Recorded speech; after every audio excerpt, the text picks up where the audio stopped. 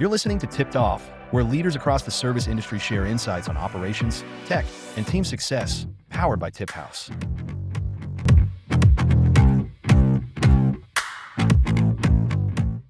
Welcome, everyone, to another Tipped Off podcast. Today, we are very, very fortunate to be joined by Scott Rodney from Bartaco. And Scott, before I dive into things, would you take a moment just to introduce yourself, your role at Bartaco?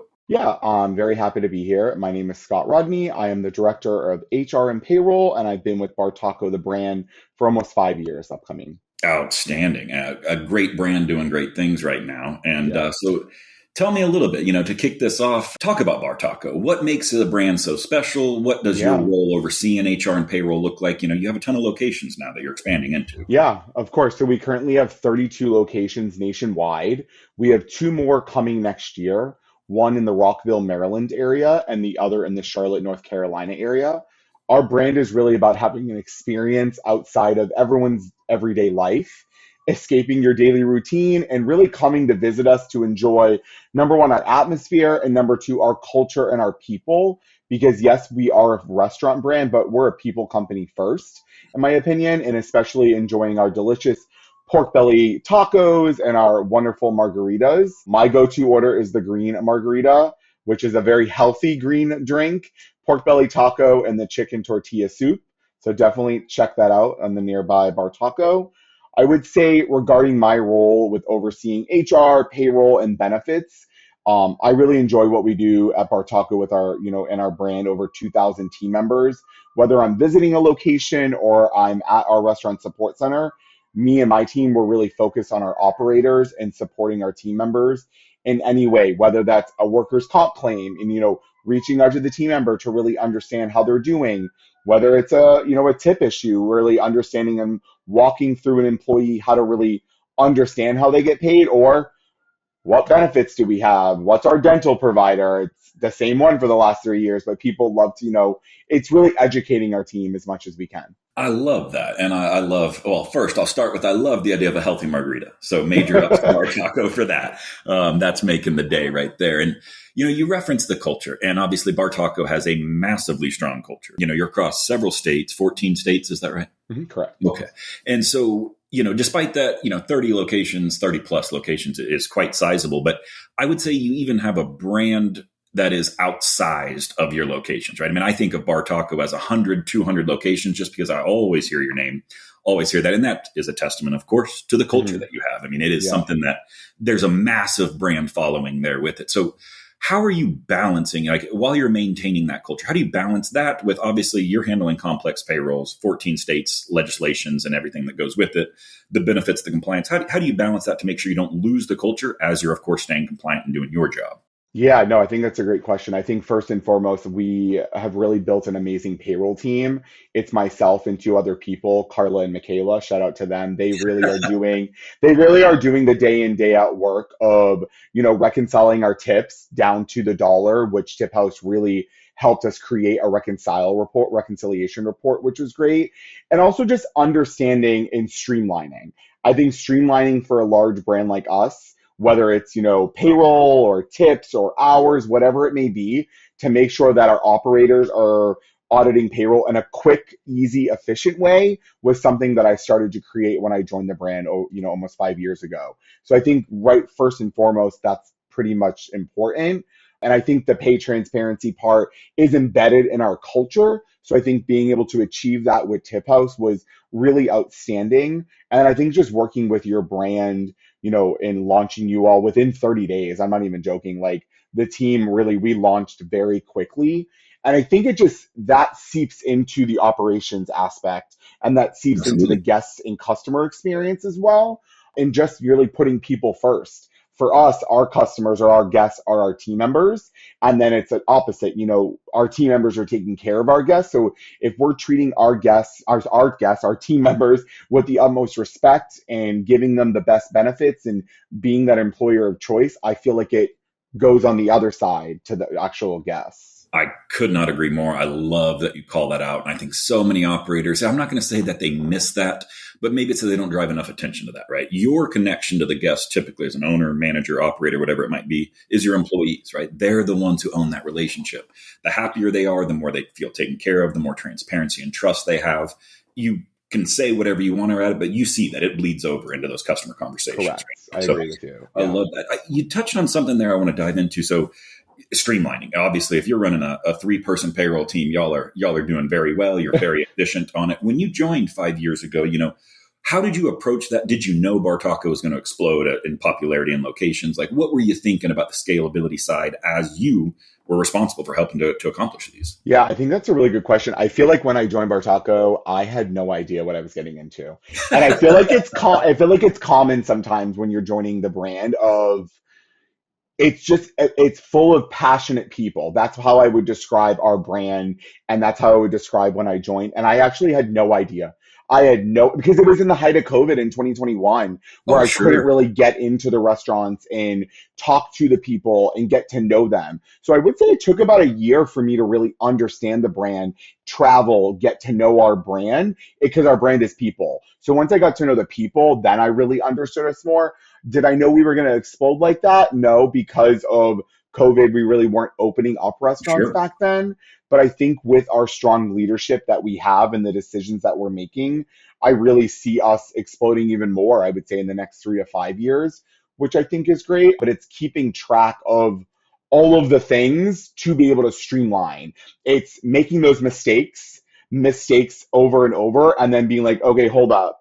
Payroll is black and white. It needs to remain black and white until something is broken again, and just fixing our mistakes so it doesn't happen over and over. I love that approach, right? I mean, if there's a mistake, that's not a bad thing. It's a mistake to make it forever, right? I mean, correct. Now, and those are opportunities to improve, right? I mean, those highlight it for you. So I love it. Let's talk, labor as a whole is a massive topic right now. Labor laws and wage regulations, particularly as things are changing, costs are increasing on all fronts for restaurants with it. But when you're looking at labor laws, wage regulations around tip management, around wages in general, how are these shifts influencing your specific role? Obviously, with HR and payroll going hand in hand there, you guys have to have strategies. What does that look like of the influence for you? Yeah, I think first and foremost, keeping track of all of these changes, whether it's at a federal level, state level, city level, is hard. I'm not going to deny that. It is literally changing weekly, bi-weekly, and we just have no idea sometimes. So I think it's really, honing in and having a team to look, whether it's bi-monthly or monthly, to really understand, okay, let's Google minimum wage changes in whatever state, what's happening in their legislature. I think that's really important to understand. Is that going to be coming? When is that coming? So we definitely have a lovely tracker spreadsheet, you want to call it, of just every wage in every city, state that we're in to really understand the lay of the land. We just implemented Florida's minimum wage updates that happened, last month. And then we're looking forward to the January, 1st, 2026 changes that are going to happen. And sometimes I don't know all the answers, and I reach out to our employment attorneys or partner with our HR team to really understand, what do these things mean? If it's it's open-ended. You never know what is going to be coming at you. So much of them leave things in the gray area, right? And then you've got to wait for them to be challenged in court to determine. But you don't want to be the company that's in the court, right? I mean, you want someone else to fall on that sword. So do you typically find, that you guys err on the side of being risk averse? Do you kind of split the difference right down the middle, or are y'all pretty aggressive on it and, you're willing to kind of hear out from lawyers and play into the legislation? Where do y'all fall on that? I would say it's probably a 50-50 mix of really understanding what is this law meant to do, I guess, per se, of whether it's a minimum wage update or, the 80-20 rule law that got vacated last year. So it really just depends on the ruling. Who is it affecting? Is it affecting the employer? Is it affecting the employee? And then honestly, talking internally. I think our leadership team does a great job of understanding what the law is, and then them really, including myself, really understanding where do we want to go with it, and then reaching out more than one legal attorney, to really get 2-3 opinions to understand the risk, and our liability, and then we kind of determine internally how we're going to approach something like that. Yeah, I love that. And you have a great call out. Not all lawyers are created equal and not all lawyers agree, right? Like there's Correct. an item that, if all three that you chat with agree, pretty safe bet. If you get Correct. three different answers, start investigating a fourth. Exactly. So I love it, man. Let's talk a little bit on the technology front. Yeah. So obviously a massive part of your role, right? It's no secret. HR, payroll, tech stacks are evolving. They're getting more players into the space that are focusing on more niche items to help save time and really drive efforts there. How have these, shifts, how do you view the payroll stack? Are you simplifying items? Are you bringing in more specialized tools? How are you making sure that they're still keeping that culture and support for managers, team members, everyone that you have? Yeah, that's a great question. I mean, we currently use Paylocity for our actual payroll HRIS system, and we've used them since I've been here at Bartaco. And I do believe when it comes to, payroll, they are great. I really love their platform. It's easy to use for the payroll team. I think it's honestly wonderful. The custom reporting that we've been able to build to streamline a lot of the auditing, whether it's on our side or the manager side, I think that's great. I think it's also now finding the partners to streamline other processes before it comes into payroll. TipHaus was part of that earlier this year, huge part of that. And now we're really looking for, we use 7 shifts for time and attendance. And we're just trying to really understand, what other partners can help make things better and save time. I think, we're trying to lean into more AI, to be honest, of what other platforms out there have AI to save time, or not even save time, help the managers. Agreed. Help them write better schedules, help them, analyze the team member feedback. We do team member surveys on a daily basis to let them, let us know how the shifts went. And then I think on the guest facing side, we're really excited to pilot and eventually launch Toast to our brand and to our, our guests to have a better experience. That's on the guest side and the team side.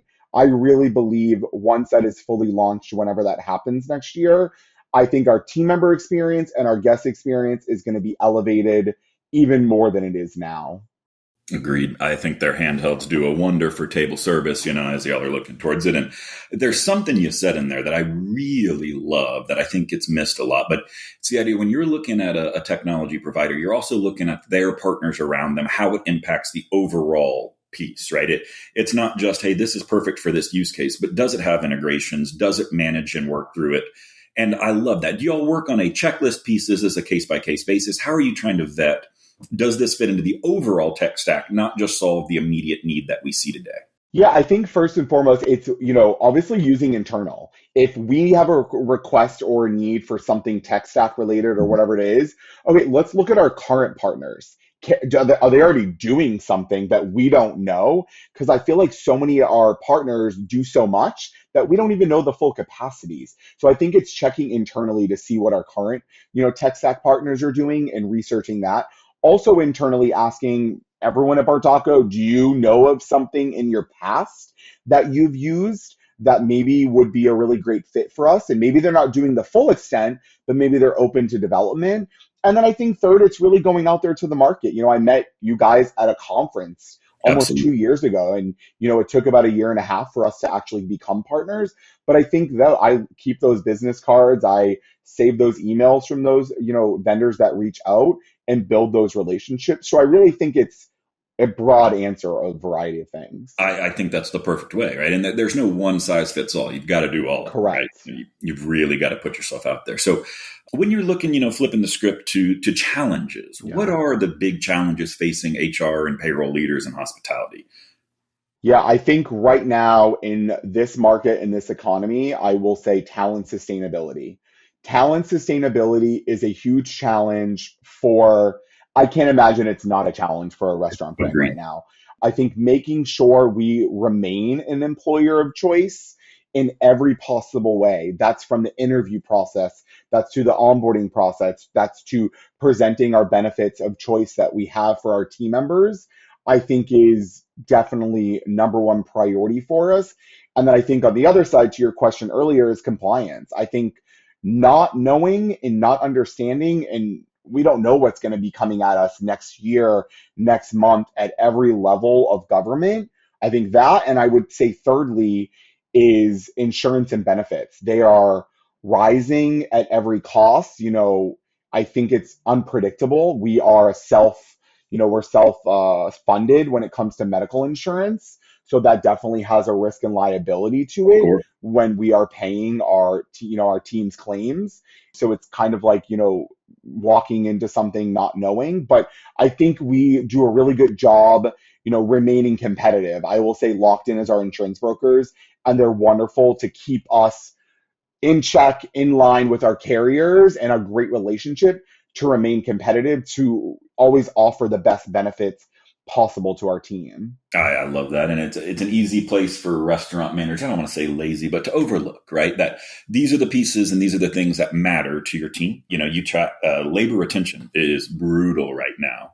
And I think, the emphasis on culture obviously is going to help you all, always, always. But is there any secret sauce, anything you're willing to divulge, I should say? Don't give away trade secrets, of course, that you guys have found effective on the retention strategy.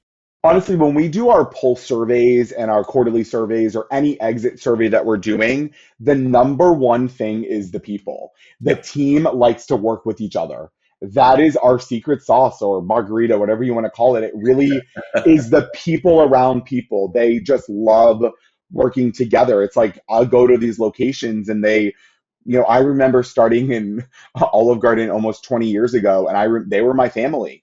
Yep. They were the people that I spent more time with than my actual family. So people create families at every Bartaco. And I think that right there is the number one thing, honing in, but also making sure we're retaining the best talent, bringing in the best talent. So I think it all goes hand in hand. I agree. I think you might have blown some people's mind there just with the idea of doing exit interviews with all of them, right? I mean, there's so much knowledge and data to be gleaned if you're willing to do the work to get it, right? And that influences those decisions. It kind of feeds in itself. So love that y'all are taking it step by step and doing it all around the way. Tell me a little bit about experience with TipHaus so far. Obviously, as you mentioned, we've been in chats for a while. We met you, I believe, was it at a show up in Chicago? Am I crazy? Yes. You're right. It was Chicago last 2024. Yeah, absolutely. And now, obviously, we've been rolling out. Tell me how your tip distribution process evolved. Was there things that you did not even expect as benefits? Were we living up to the standards? How do you see TipHaus for your payroll team and team members? Yeah, I think, on the administrative side, it's been great. I mean, it was very easy to implement. Shout out to Garrett and Luis. They were just like, no matter what time of the day, they were on a call with me and my team, just trying to get it up and running, testing it out. So I definitely think the experience of the onboarding was great. And even just the customer service chat. My team loves a chat. They love a chat, and it's not a chat bot. It is an actual individual person. 100%. So I think having that customer service and then reaching out to the support team is great, whether I'm reaching out or like a manager is reaching out to understand something. So I think that's been great. And then on the team side, the transparency of them understanding how the tip system or the tip pool or the sharing works, and for them to be able to see that. I've just never seen something like that where you can go in their employee, app and understand how they're getting paid, where is it coming from, which check is it coming from. And I think that right there has improved our employee experience so much. I love that. And that's something, the employee app has become such a critical piece of just, it's nothing is more frustrating to an employee. And, I started at Chili's when I was real young, worked through a couple bars and restaurants in college, not knowing what your tips are, right? Like saying, I know we pool tips and I'm trying to think this through, and you got to chat with your manager and they give you a roundabout answer, but end of the day, it's not specific enough and you're taking them at their word. Whether or not those actually get surfaced, those questions, they linger, right? They linger and say, am I working for the right reason? So love to hear that y'all are fully using the transparency piece and that you've got your team with it as you go. In the future, I'd love to check in on retention and pieces. It's something we specialize in helping keep employees. Y'all are obviously specialized in that as well, right? I mean, you're something. So very, very curious to see the power of these combined. But when we're looking at that, obviously the retention and engagement top priorities, are there any initiatives or policies that you're moving forward with? Is there something that you say, hey, it's not here yet, or we just rolled out, but that we're hoping this strengthens, that people first culture that you're so known for? Yeah, I think, TipHaus was definitely the start of it, or the beginning, or part of it, because that is the pay transparency part. I think something right now we're honing in on is training, learning, and development. We are about to launch a new LMS system called Opus. which is happening very soon. And I think it is really top notch. I don't know if you ever used it or heard of it, I have but not. it's a really great platform that I believe is a true LMS. When someone, you ever heard of the Google Drive? Of The, course, yeah. yeah. So things Where get things go to lost. die. You said it, not me. So things go to die where it's like, oh, I created a drive for this training. And then when the manager needs something, they're like, where is this? So we are really honing in on a one-stop shop LMS platform for training, development, anything really. And it's, our team has been creating it for the last couple of months now, and we're really excited to launch it. And we really believe that's going to help strengthen and retain talent. And also just the training process. It's going Absolutely. to be digitally done more. So they'll be able to do checklists on their phone and see their progress and stuff like that. So I do think right now that's where we're headed, learning and development and training for sure. I love that. And is this geared towards frontline employees, management, all of the above? Who's your first audience with this? First audience is going to be our hourly team members. So Gotcha. we've already rolled out some of our front of the house hourly training, and then we're uploading it into Opus, and now we're working on the back of the house, those team members and their training, and then we'll do the management and move up from there. I love it. I love it. That'll be a great piece to roll out and a great initiative. Scott, changing gears just slightly. You're obviously an expert on the payroll side. You've been doing it for a number of years with a growing brand across 14 states. That is no simple task, but there's going to be times where you run into questions that you don't know the answers to. And so when you're looking for industry insight, where do you typically go? If there are listeners out there, saying, hey, I want to always stay on top of this. I always want to learn. But is that going to be industry advisors? Do you love the trade shows, internal team members or mentors that you've got internally? Like, where's your first stop and what does the overall theme look like? Yeah. So my first two people that I talk to are my bosses because they're just more than a boss, in my opinion. So my chief people officer, Lisa, she's definitely right there. And then Levi Martin, he's, my CFO. I think those are my top two. If I really want insight, they Sure. have broad experience in both of my spaces. So I think, those I would go there. Also, I think going to all of the shows that I've gone to, whether it's a conference or a trade show, and keeping that network open and reaching out to people on LinkedIn, or maybe posing a question on LinkedIn Absolutely. and trying to get answers from my network, but then also internally, I would say, of understanding where people have come from at every level. Maybe now there's an operator that actually worked on my side and they've done, payroll and HR, and then they decide to go back into operations. Okay, what did you do then? I think those would be the spots that I go to really ask, what's going on and what can you do to help me? I think those are great resources for it. And I want to say it's obvious that you're not just thinking your leadership may be listening and putting praise. You guys have a lot of love for each other. Like y'all, you've got a killer team. And I think it's an important piece to note for any of the listeners out there with this, that, leadership and the culture starts at the top, truly does, right? I mean, it's not something you can just put on a piece of paper and expect your frontline operators to execute. You got to have it holistically throughout that entire organization. I think, and to add on to that, it's something we're very passionate about mental health at Bartaco. We have a really great mental health partner called Headspace. And I think, people have asked me so many times of like, what did you do to get leadership to buy in? I didn't need it. They all were already bought in, and it was a conversation. And I say that in the best way possible of that was on their mind as well as mine. So it was like, who are we going to bring to Bartaco to partner with? And I think I was so blessed to have that because I hear from so many other leaders in my space or in my role that they're just having to really, negotiate and talk their leadership in to, bringing whether it's mental health or whatever it may be to your brand. And I think I was really fortunate to have that. Absolutely. Yeah. I mean, it's not a fight over to do it. It's a fight over alignment on who to bring, right? Who's the best option. Yeah, that is a rare breed, and A+ for Bartaco on that, man. Good for y'all for taking care of your stuff. Yeah. Scott, tell me, if you could share one piece of advice. We get a lot of listeners across all spectrums in the restaurant industry. So one piece of advice, whether it's for directly to HR payroll leaders in the restaurant groups, or it's the individuals who may be influencing them sitting above direct reports, what would it be? What do you have to say to them out there? Yeah, I would say be adventurous with your tech. Spend the time and demo. I know demoing is not fun sometimes and it's time consuming, but keep on demoing until you find that right partner, because that right partner is out there for whatever your business is dictating at that time. And then always negotiate. Never say yes right away. They will do it for a lower price. I don't care what anyone says. Everyone knows I love to negotiate because I think they really see the value in that. And I just be adventurous, do your due diligence, see all your options, and then references.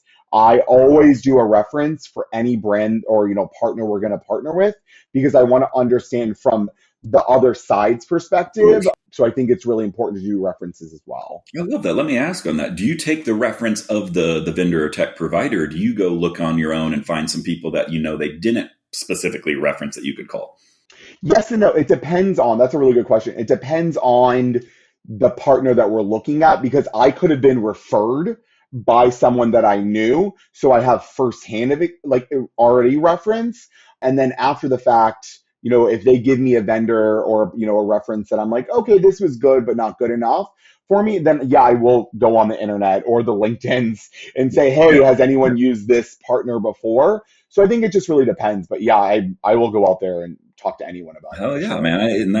But it's proactive, right? I mean, this is something that is a constant theme that I'm hearing with Bartaco and everyone in it, is there's a lot of proactivity. It's not just being reactive. It's not taking the first option. Figure out what's out there, take care of your people, get great people, and then allow them to do what they do, right? So I think that's killer. Scott, you've listened before, I believe, so I think you know what's coming, but I've got a few questions, same questions I like to ask everyone, just so we can get some good glimpses. But first and foremost, I want to ask, what is your favorite restaurant concept or brand? It is not allowed to be Bartaco. We know that is absolutely your favorite, but which one out there other than Bartaco is one of your favorites, and what's it doing right now to stand out to you?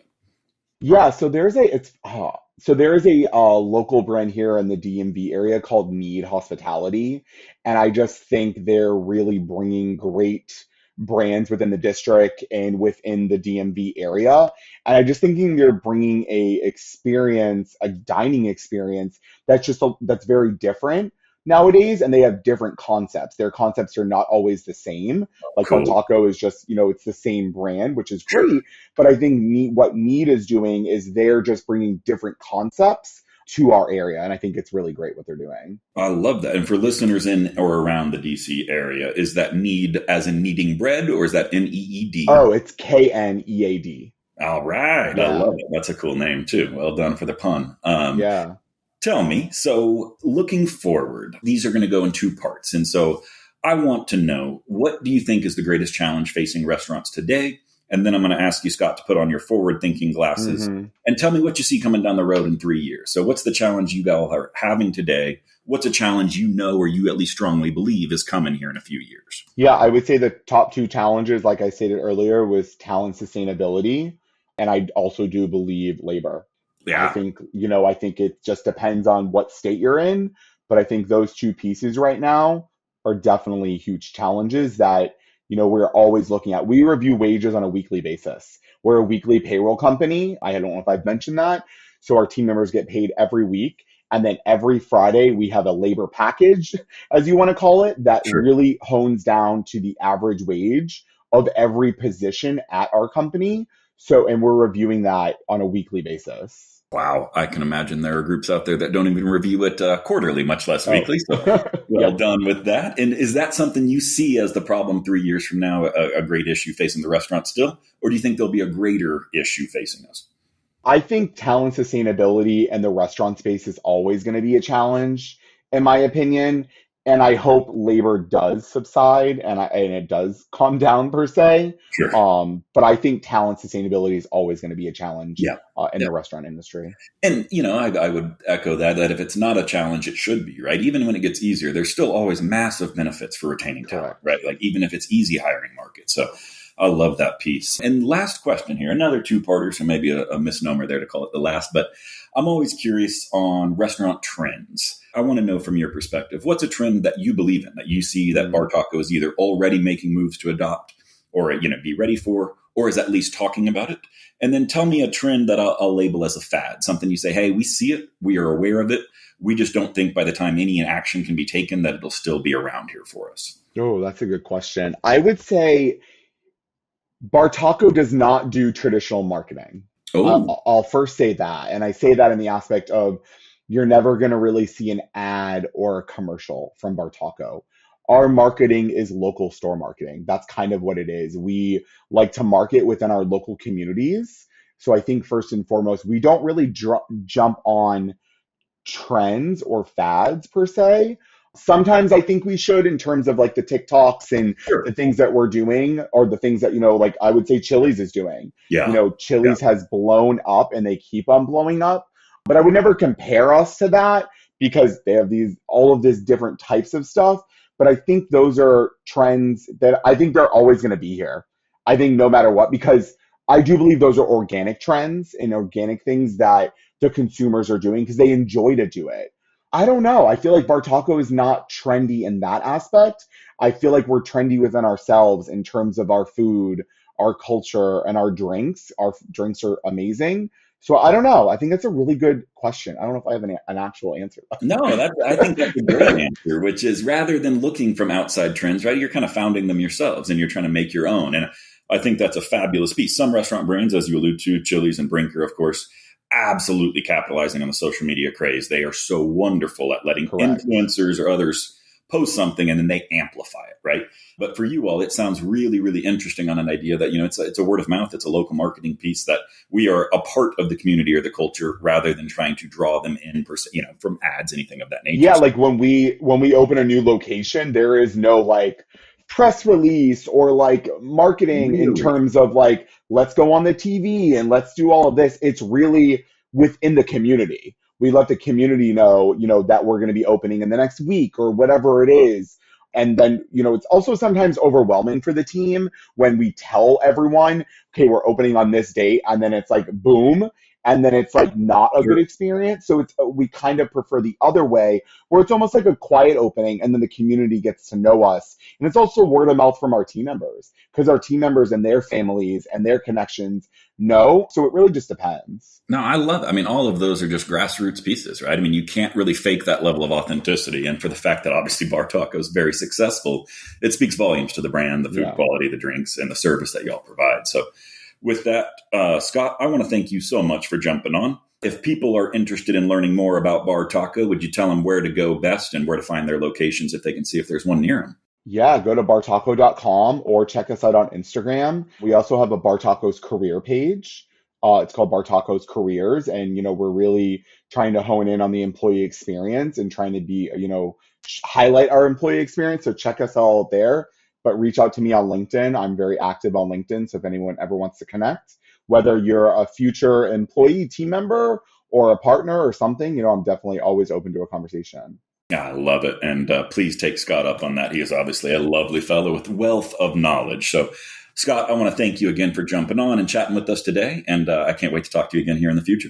Thank you so much for your time today, Kirk. Thank you.